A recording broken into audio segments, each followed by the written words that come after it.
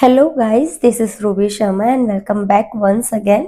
तो आज मैं आप लोगों से शेयर करने जा रही हूँ कि मेरा रिज्यूमे कैसे शॉर्टलिस्ट हुआ एमएनसी में। कॉग्निजेंट एक एमएनसी कंपनी है, कंसल्टिंग कंपनी है जो कि फाइनेंस से रिलेटेड डील करती है। तो जनरली मैं इसमें मतलब काफ़ी सारी कंपनियों में मैंने अप्लाई किया था, जिसमें मोस्ट मोस्ट ऑफ कंपनियों में मेरा रिज्यूमे शॉर्टलिस्ट हुआ। तो जो मेन पॉइंट ये रहता है कि जब तक आपका रिज्यूमे ही शॉर्टलिस्ट नहीं हो रहा है, अगर आपके पास रेफरेंस नहीं है, तो आपके पास वन ऑफ दी चांसेस रहता है कि आप पोर्टल से अप्लाई करो। अलग अलग जो वेबसाइट है, naukri.com, लिंक्डइन वगैरह, यहाँ से अप्लाई करो। तो मेन रहता है कि अगर आपका रिज्यूमे ही शॉर्टलिस्ट नहीं हो रहा, तो आपको बोलने का, अपने आप को प्रेजेंट करने का कंपनी के सामने, एचआर के सामने मौका नहीं मिलता। तो जो मोस्ट ऑफ दी इम्पॉर्टेंट चीज़ रहती है वो रहता है आपके करियर में आपका रेज्यूमे। पहले तो आपको अपनी स्किल्स वगैरह पे काम करना रहता है, क्योंकि अगर आप अपनी स्किल्स, अपनी पर्सनैलिटी, अपनी सारी चीज़ों पे वर्क नहीं करोगे तो रिज्यूमे में क्या लिखोगे। तो वही रहता है। तो आज मैं आपको 5 ways to get shortlisted और सिलेक्टेड इन एमएनसी तरीका जो रहेगा वो बताऊंगी। तो अगर हम पहले पॉइंट की बात करें, पहला पॉइंट है हमारा मेक रिज्यूम एटीएस फ्री। क्योंकि जब तक आपका एटीएस फ्री रिज्यूम नहीं होगा, वो जो कंपनी है उसके सिस्टम में जाएगी ही नहीं। तो उसके लिए बेस्ट रहता है कि आप एटीएस फ्री रिज्यूम बनाओ। जैसे कि आप अगर बहुत सारी साइट्स पे जाओगे, एक एग्जांपल दे रही हूँ कि आप एटीएस फ्री रिज्यूमे पे जाओगे, वहाँ पे आपको दिखेगा कि एटीएस फ्री रिज्यूमे कैसे बनता है। उसमें आपके कुछ बुलेट पॉइंट्स रहते हैं, कुछ सिंपल कीवर्ड्स रहते हैं। लाइक एक नॉर्मल रिज्यूम रहता है जिसमें हम फोटोज़ लगा देंगे, इधर उधर की बातें लिख देंगे, बट वो एटीएस फ्री रिज्यूम नहीं रहता। एटीएस फ्री रिज्यूम रहता है कि वो चीज़ें सिंपल रहे, उसमें बहुत चीज़ें स्पेसिफिक वर्ड्स यूज़ हो। इस तरीके से आप एटीएस फ्री रिज्यूम बना सकते हो। बाकी आप उसमें अपने अकॉर्डिंग जो भी रिलेवेंट वर्ड्स है, स्किल्स है, वो ऐड कर सकते हो, बट वो मोस्टली वो एटीएस फ्री रहना चाहिए, ताकि वो कंपनी की स्क्रीनिंग में और जो भी कंप्यूटराइज उनका प्रोसेस होता है उसमें जा सके, शॉर्टलिस्ट हो सके। ठीक है। Keep relevant keywords in resume. Like कि जो भी आप, जिस भी आप पोस्ट के लिए, रोल के लिए, या जिस भी कंपनी में आप अप्लाई कर रहे हो, उसके अकॉर्डिंग, उस जेडी के अकॉर्डिंग या केआरए के अकॉर्डिंग आपके रोल्स और आपकी स्किल्स मैच करनी होनी चाहिए।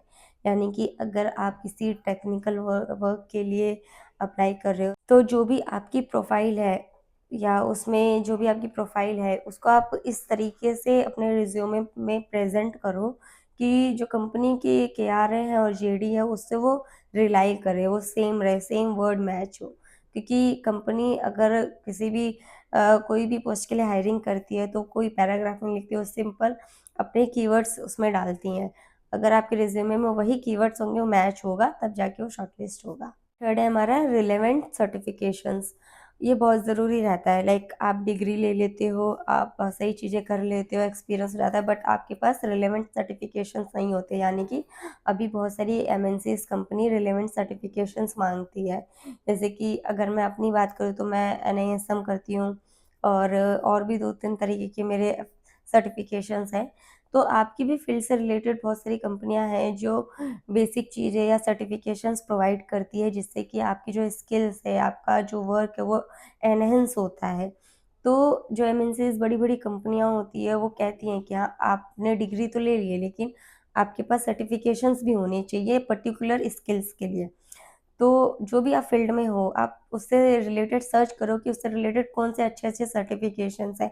इवन अगर आप गवर्नमेंट जॉब के लिए भी अप्लाई करोगे, जैसे सरकारी रिजल्ट जो साइट है, वहाँ पे आप गवर्नमेंट की कुछ जो पोस्ट रहती है, हायरिंग चलती है, वहाँ पे भी आप देखोगे, तो वो लोग भी कुछ सर्टिफिकेशंस मांगते हैं एज अ प्रिफर्ड में। तो सर्टिफिकेशंस भी मैटर करता है। ये आप जनरली सर्टिफिकेशंस ये रहता है कि कुछ जो वेबसाइट होती है, वो कम पैसों में करवाती है। ज़रूरी नहीं है कि आप लाख, 2 लाख, 50 लाख वाला, 50,000 वाला सर्टिफिकेशंस करो। 1000, 2000, 1500, 3000 वाले सर्टिफिकेशंस भी होते हैं, आप वो भी कर सकते हो। जैसे कि मैं अपना बताऊँ, तो एनएससी एकेडमी करवाती है काफ़ी सारे सर्टिफिकेशंस।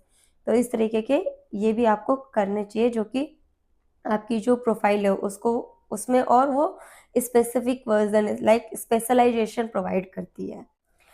फोर्थ पॉइंट है हमारा कि जो आपका रिज्यूमे हो वो लेस पैराग्राफ हो, यानी कि आप उसमें बहुत सारी ऐसी वर्ड यूज़ करोगे ना कि सेल्फ मोटिवेटेड या कंटेंट क्रिएटर या कुछ लाइक ऐसे करके, जो अपनी पर्सनल चीज़ों के लिए बहुत ज़्यादा लाइक टॉकेटिव करके मतलब पैराग्राफ होते हैं जिसमें आपने बहुत सारी मोटिवेशन लाइनें लिख रखी है, I am motivated to work and time and सारी चीज़ें, वो सब नहीं लिखने होते। आपको सिर्फ स्पेसिफिक वर्ड्स ही यूज़ करना है। आप जितने कम वर्ड्स में अपनी बात कह सकते हो रिज्यूमे में, वही मैटर करता है, क्योंकि एमएनसी जो रहती है ना, आप किसी भी प्रोफेशनल बंदे से मिलोगे तो बहुत कम बात करेंगे, और अगर वो बोलेंगे तो बहुत कम शब्दों में अपनी बात को अपने सामने रखेंगे। तो एमएनसी भी यही देखती है कि आप कैसे कम शब्दों में, कम वर्ड्स में अपनी बातों को, अपने आप को प्रेज़ेंट करते हो। क्योंकि अगर आप अपने आप को एक्सप्लेन ही नहीं कर पाओगे, तो वो आपको बहुत लेस कॉन्फिडेंट समझेंगी। And last and the most important points है हमारा डेवलप योर स्किल्स, लाइक कि आप अपनी स्किल्स पे काम करो।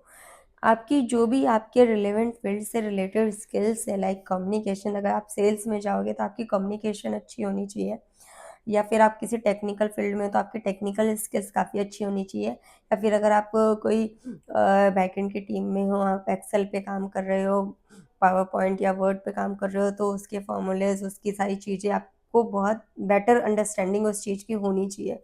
तो मोस्ट ये रहता है कि आप अपनी स्किल्स पे भी काम करो, जिसको आप अपने रिज्यूमे में बहुत अच्छे स्पेशलाइजेशन में दिखा सको।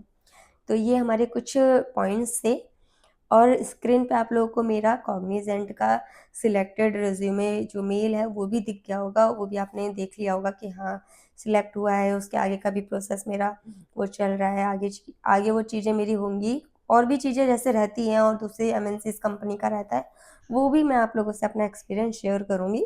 जनरली ये सिर्फ एक मतलब कैज़ुअल चीज़ थी कि मैं आप लोगों से अपनी जो मेरी पर्सनल लाइफ़ है उसको मैं शेयर कर रही हूँ, उसको मैं बता रही हूँ कि मैं चीज़ें करती हूँ, वो कैसे सिलेक्टेड होता है, लाइक कि बहुत सारे लोग भी अप्लाई करते हैं बट वो चीज़ें नहीं हो पाती। तो मैं वही अपना एक्सपीरियंस आप लोगों से शेयर कर रही हूँ। तो स्क्रीन पे आप लोगों ने देखा, इवन एसबीआई में भी मैंने अप्लाई किया था। एक मैंने वीडियो बनाया था, आप देख सकते हो आई बटन पे जाके। वो भी मेरा एक्सपीरियंस था, कैसे मैंने वहाँ पे इंटरव्यू दिया, और मैंने और भी अच्छी-अच्छी कंपनी में मैंने इंटरव्यू दे रखा है ऐसे शॉर्टलिस्ट होकर, पोर्टल से ही शॉर्टलिस्ट होकर। तो ये मेरा पर्सनल एक्सपीरियंस है जो आप लोगों से मैं शेयर कर रही हूँ। तो गाइज़ ये सारे पॉइंट्स मैंने आप लोगों के लिए लिखे और आप लोगों को बताया, अपना पर्सनल एक्सपीरियंस शेयर किया आप लोगों से। अगर मेरी वीडियो आप लोगों को पसंद आई है तो कमेंट करिए, लाइक करिए, शेयर करिए अपने दोस्तों से, और प्लीज़ चैनल को सब्सक्राइब करना ना भूलिए, क्योंकि ऐसे ही और रिलेवेंट वीडियोज़ मैं आप लोगों के लिए लेके आती रहूँगी, जो कि आपके करियर में, आपके पर्सनल ग्रोथ में और आपके लाइफ़स्टाइल में हेल्प करेगी, प्लस आपको एंटरटेन भी करेगी चीज़ें। तो मिलते हैं नेक्स्ट वीडियो में। Bye bye.